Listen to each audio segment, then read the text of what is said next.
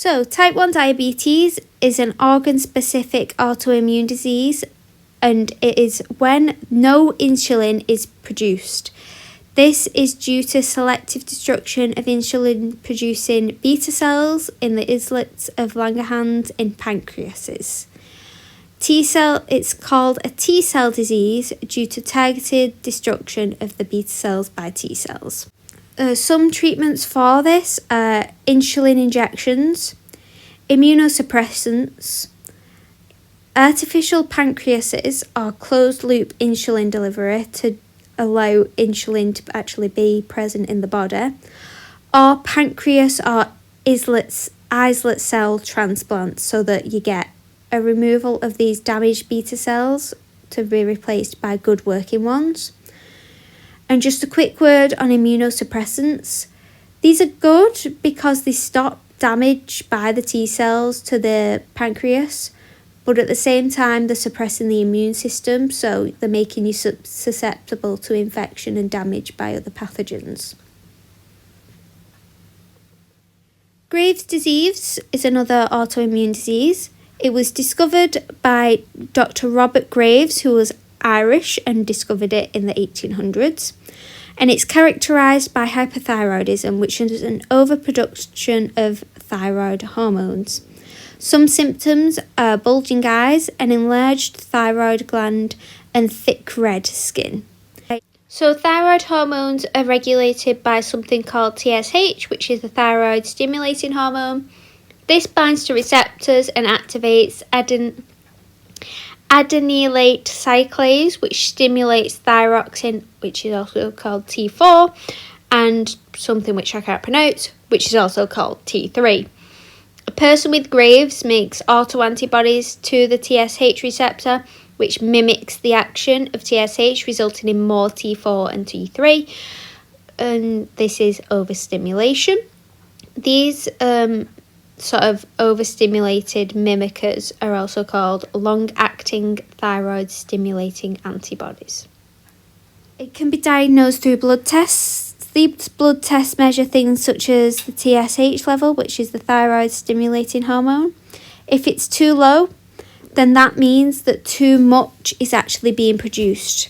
If you have too much thyroid stimulating hormone present in the blood, then that signals to the pituitary gland to stop making it, so that results in too little in the blood.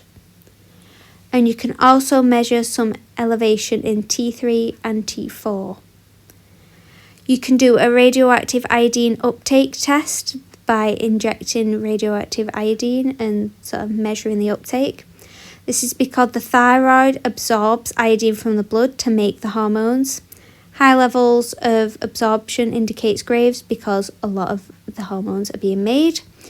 And you can also do a scan of the actual thyroid gland. So, how can it be treated? You can take antithyroid drugs to reduce the hormone levels. You can do radiation therapy, and you can actually have surgery such as a thyroidectomy to remove all or part of the thyroid gland. The only issue, this will allow for a reduction in the hormones, but the only issue is you would now need to take medication for life to supplement these hormones. There is myasthenia gravis, I apologise for saying that, which is another organ-specific autoimmune disease. And it is actually Latin for grave muscle weakness. So it's a progressively developing muscle weakness and loss of muscle control, and it can specifically affect the extraocular muscles of the eye, which causes double vision and drooping eyelids. It also affects the facial muscles, which affect speech and vision.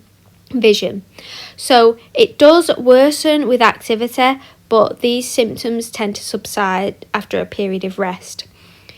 In contrast to diabetes, this is a B cell disease due to the role of B cells. So also antibodies against, I can never say this, the nicotine acetylcholine receptor of muscle cells. So, the anti-acetylcholine receptor antibodies activate the classical complement by binding to the receptors, causing inflammation, which causes muscle destruction.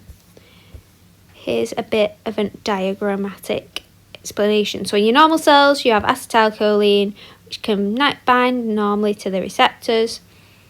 In the autoimmune disease, you have these antibodies which bind to the receptors, which prevent the binding of the acetylcholine and causes gravis. To diagnose it, you tend to do neurological exams to detect the reflex and motor function. You can also do laboratory blood testing for these antibodies. There is no cure, but we can use immunosuppressants to help treat it. The final local organ-specific autoimmune disease I'm going to cover is Hashimoto's disease. This is characterised by an enlarged thyroid gland and is the most common cause of hypothyroidism. So Graves was hyper, Hashi is hypo. It causes antibodies to attack thyroid cells, resulting in low TSH. It's also called autoimmune thyroiditis. It mainly affects women, and here are some of the symptoms. So you feel fatigue, you're intolerant to the cold, you can suffer from depression, and like Graves, you can have an enlarged thyroid gland. Generally diagnosed through laboratory tests, which can detect a decrease of the T3 and T4, but an increase in the TSH. And then treatments tend to be replacement therapies. So the exact mechanism isn't known, but it is associated with certain antibodies and certain genes.